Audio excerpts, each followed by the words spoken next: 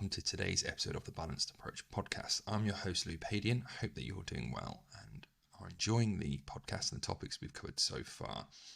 These podcasts are released every Monday, Wednesday and Friday, so be sure to subscribe wherever you are listening to be kept up to date. Today we're going to be discussing 3 things I never do as a nutritionist or personal trainer. And what's triggered this is often I see people with little to no education around nutrition, training, exercise, lifestyle, behavior change, giving out or doing things, giving out advice or doing things that I just think you have little to no clue. And we see this, it's called the Dunning-Kruger effect. And when you get a little bit of knowledge, you think you know everything. And the more that you learn, the more that you realize you don't actually know. So there's a few things here that I thought would be really important. One, to reiterate that I don't do them and potentially help people realize if they are doing them that they might not be the most helpful thing, even though they're coming from a good place, that they might not be getting the results that they want. So number 1 is comment on other people's food choices. So I'm not here to police plates or shopping baskets. Even when I'm in the supermarket, I'm not there looking at other people's food thinking I should probably tell them that they could have this for lower calories or that's not healthy, because it's not my place to. They haven't asked me, therefore I'm not going to tell them. And also it can create a really negative relationship with food, that if someone is telling someone else that they can't have this food, it's really bad for them, either they'll develop that, they're more likely to develop that all or nothing relationship with that food. And actually the most difficult thing as a nutritionist when I'm working with people is trying to get them to come around to the idea that all food is on plan. It's just about finding the right dosages for you and at the right times. So a big part of this is when I'm there in a supermarket and I'm looking at someone's shopping basket, there might be some changes that personally for my goals, my situation, I might change, but I don't know that person. I don't know their situation. I don't know their goals. I don't know their history, and I don't know their overall diet. I'm getting a snapshot in a moment in time of someone who's a complete stranger. So what right do I have to tell them or give them unsolicited advice around that? And me commenting on it, or when I see people comment on other people's food choices, the recipient of that feels judged, potentially feels shameful, feels guilty, can potentially feel angry. And all of those feelings and emotions, or that moment in time, probably isn't going to lead to a positive outcome with behavior change, with people making better choices, and it's not going to come from a good place.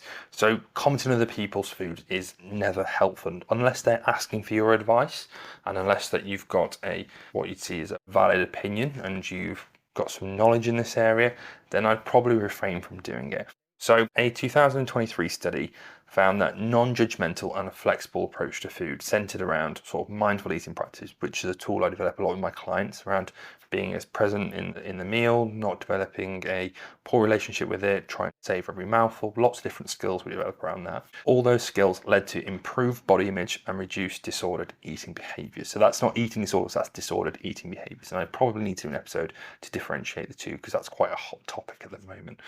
But that's a really, really positive thing around the non-judgmental and flexible approach to food. It actually helps people develop those positive outcomes with better body image and better eating habits and more positive relationship with that food long term, which is what we want for everyone.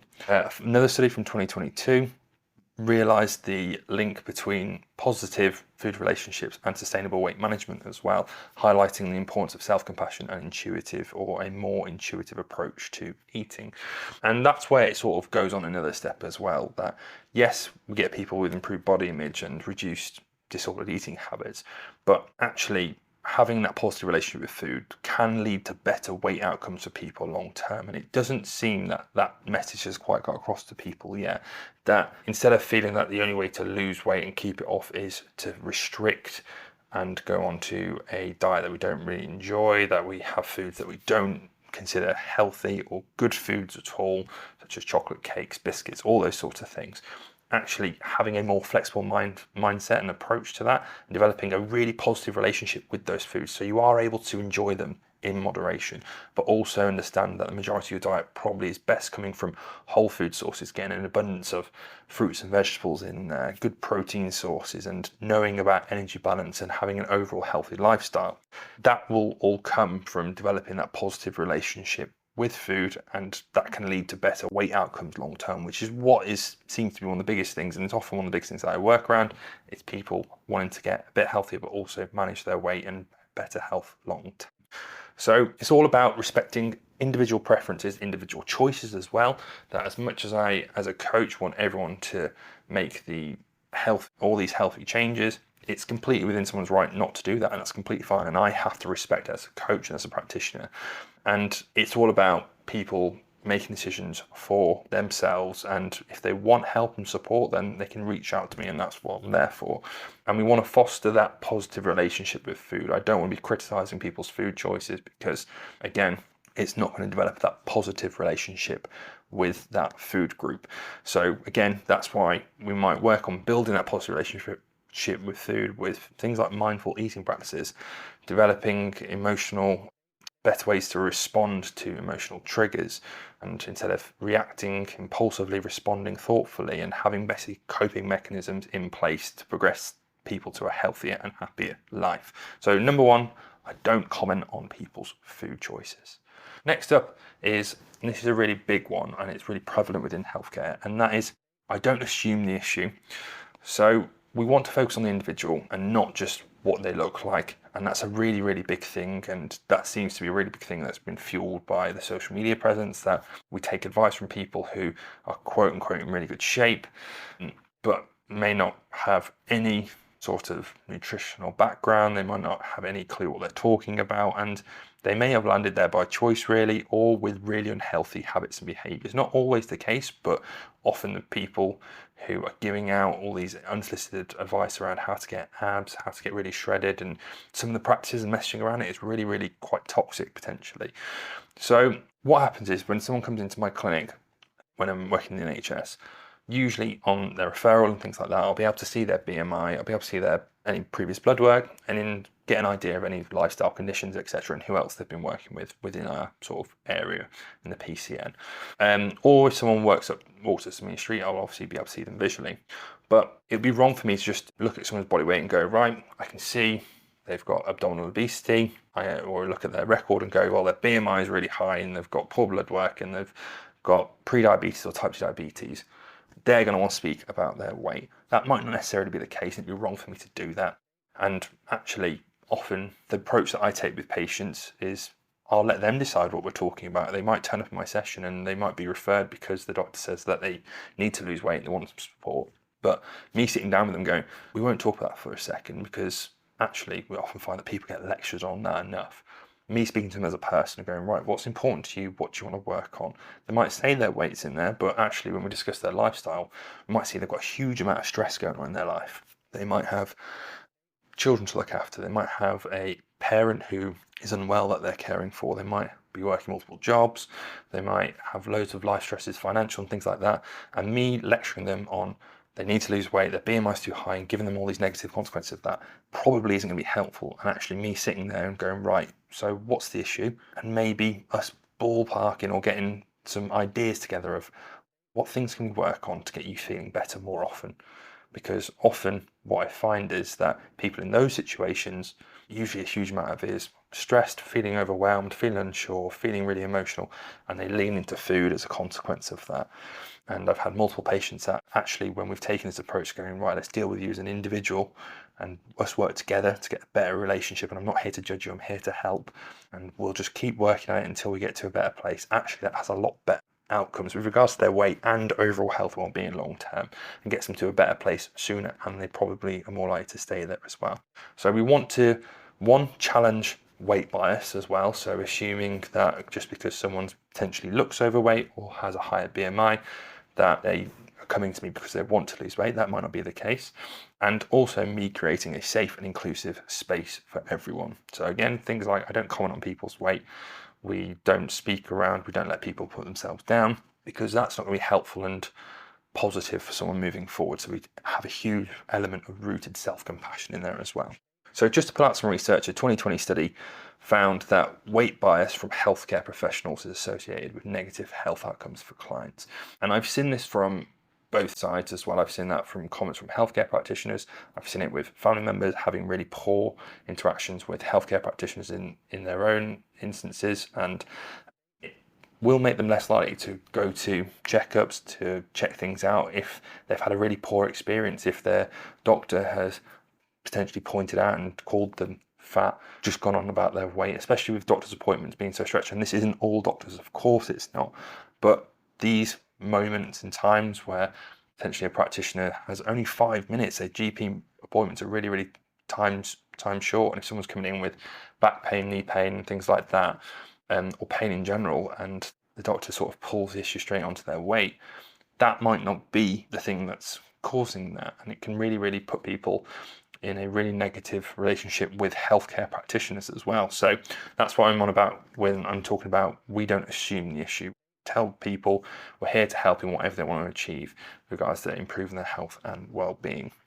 A 2021 study emphasised the importance of body positivity and weight neutrality approaches in promoting healthy behaviours and dismantling weight stigma.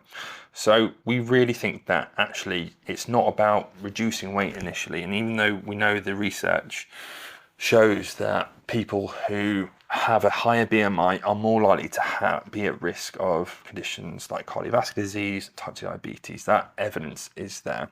However, us looking at the person and, well, they're just looking at the weight of the individual rather than the person as a whole isn't the productive way to do it. And actually a better way to do it, having weight neutral approaches where we're talking about having healthy habits day to day. So we're not actually going there with the intention to lose weight. They may just have healthier habits and lose weight as a consequence, and that's completely fine as well, and may get to a healthier weight range for them. It might not be perfect on the BMI scale, but again, we don't care. People who are more active, who have better quality diets, who manage their stress better, will have better health outcomes long term. It's just usually those things aren't in place, and also someone's BMI is in place. So it's a lot of factors that are in place to increase that risk. And I think it's really important that we just don't see the individual there and assume what they want is. So if you see someone who's in a larger body, who has a higher BMI, who has a higher waist circumference, all these sorts of things, don't assume that they are on a diet. Don't assume that they should be making these XYZ choices. They might be fighting their own battles, and that might be something that they might want to address further down the line when they're ready to, and that's completely fine. And actually having a supportive environment might mean they get there quicker and are more likely to address other issues with their health and well-being long term as well. So when I work with someone, it's about focusing on understanding their individual goals, motivations, challenges, not focusing on their size and body shape and assuming that they want to lose weight. We had a discussion with some coaches earlier on today, and we were all saying we've got to focus on what's important with the patient. It's not about me assuming that when they come into session with me that I've got to get their weights, got to get their measurements, do their blood pressure, all these sorts of things, because that might not be important to them at the time. That's completely fine, and that might put them off not coming to future sessions with their health and wellbeing coach as well. So actually going, this is your space, your time, what do you want to work on? I'm here to support you. We'll find some ways for you to work on things, look at things that they've worked on previously and reflect on how they've gone, pros and cons of those, and trying to get a plan of action and accountability moving forward as well. So trying to promote body neutrality, not just all about the number on the scale, but what their body's capable of and how it feels, having respect for themselves as well, and creating a space where clients and patients feel comfortable to explore getting better health and well-being without fear of judgment from their healthcare practitioner as well. Last but not least on the 3 things that I don't do as a nutritionist and a personal trainer, and we've touched on this already, but is give unsolicited advice. And this is sort of me going, right, I don't sit down and go, I know everything about weight loss, nutrition, therefore I know everything about your life. Actually, this is a teamwork situation, and if somebody wants to work with me regards to working on their nutrition, their fitness, their activity, all these sorts of things, it's a very collaborative relationship. It's not a cookie cutter plan. That's why I don't do cookie cutter plans, because there's so many variables that we need to consider when we're putting a plan of action together, and that needs to be changed over time. We won't do the same thing for everyone. We might start in a very similar position for a lot of people and sort of test the waters, but depending on that individual, their goals, their history, their situation, their preferences, we'll adjust things as we go. So I always put it in like this: if I'm there giving unsolicited advice or whatever, it's like going to someone's house and kicking the door down and expecting a warm welcome. It's not going to happen. And this is something that I really, really loathe, especially from people as well who I know they mean well, but don't have any knowledge or expertise in these areas.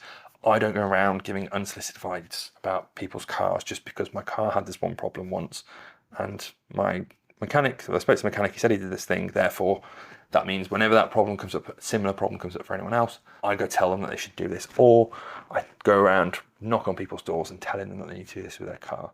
That's not my place to do so. If people want advice, that's what I'm here for. If they reach out, then we can work together. And it's all about building rapport so that when I do go up to someone's door, that we build a good relationship, that the door's open there and we can work together, and I can work on my end goal with every client, every patient, is that they get to a point, and they say this is a bit strange, but I want to get them to a point where they turn up one day and they go, actually, Louis, I don't need to speak to you anymore. I've got this sorted. I've got everything I need. And I'm like, fantastic. That's where I want you to be. I don't want people to feel like they need to rely on me. There'll be a big part and big learning curve where we'll trial things and we'll get some feedback from them and see how they go. But I don't want to become a crutch for people. I want people to feel, as soon as they're ready to do so, going out on their own and thrive long term, knowing that I'm always here if they need. They can always reach out and we can always touch base again. But the best thing for me long term would be to someone go, I've done all these things, we've worked on these certain habits, behaviors, I've learned a lot along the way, and I've got to this position now where I can see myself just continuing to progress, living a healthy and happy and fulfilling life long term. That's the main thing, because we want to foster that ownership for people. It's not, well, what does Louis think? It's actually, I've developed my own thoughts and feelings and ways to handle this in collaboration with Louis, and I know these things are going to work for me long term. So with that, increases the likelihood of success. So a 2016 study found that client-centered approaches, and we talk about patient-centered and actually putting the patient at the center of what we're trying to do, that we'd ask them, what do you think's best here? What sort of things are barriers to you? What do you think would be feasible here? Even during the session, when we're putting a plan of action together for the next few sessions, there might be a few notes that I've written down going, well, they've mentioned that they like going walking or they like running. So maybe I'll mention that maybe we'll sort of have a look at park run or joining a running group or going for a walking group, all these sorts of things. But at the end of the session, I won't tell them what they're doing. I'll go, these are the sort of ideas I've got. What do you think that you could commit to for when we catch up next week? What do you think is going to be best? And we'll get them to put down a definite answer.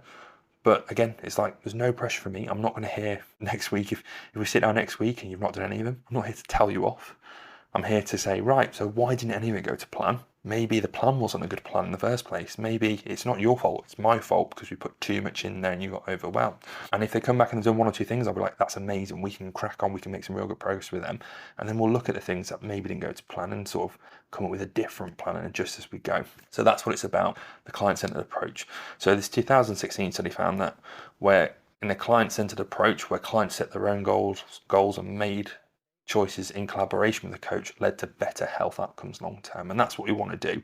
We want to work in that collaborative, that build that relationship where that person is the expert in their own life and I'm there just to help them navigate potentially some difficult waters. A 2022 study found or highlighted the importance of the client autonomy, so the client being in charge, and self-determination for sustainable behavior change. And that's really important as well, that I can't run the ship. I can't drive this for them. They've got to drive it, and I'm there to help direct it and give them a few pointers along the way. And that's how we make it sustainable. And I can't be coming with all the ideas because I have a very limited knowledge of that person, that individual. But we'll probably spitball some things backwards and forwards and then get to sort of a few things in the end. And then they'll go, I think this might be the best option moving forward. And that's going to be more sustainable because they come with themselves. They can probably see that it's going to be more sustainable and more likely to happen long term. And then we might come up with some plan of actions of things that might scupper that long term and help them develop a sort of plan of action to make sure that they're doing it more often than not, or get some really good momentum with it as well. So it's really important that as a coach, as someone who works with someone who doesn't give unsolicited advice, actually it's about working with someone in support, being a partner, not a dictator, not someone who's going to be there to crack the whip, but someone who's there to sit down with them and actually ask them how they're feeling, how they're getting on, and help them move forward with it. Exploring goals, challenges, having some resources is always helpful as well. And like we said, co-creating that personalized plan that aligns with their values. And we speak a lot about having those values and understanding them, understanding their preferences. And this, again, works on fostering engagement, has them owning the process and hopefully getting long-term success. So there you have it. Thank you very much for listening to today's episode of the Balanced Approach podcast. If you have any questions, queries, or would like to reach out to me, please do. I am at Louis Padian Nutrition, which is at LOUISPADIAN Nutrition on Instagram, Facebook, TikTok, and all other social media platforms. If you're looking for support in achieving your goals and living a healthier, happier, and more balanced life in the process, click the link below and inquire about working with me. Remember to subscribe to the Balanced Approach podcast wherever you're listening for more insightful episodes, and I look forward to speaking to you soon.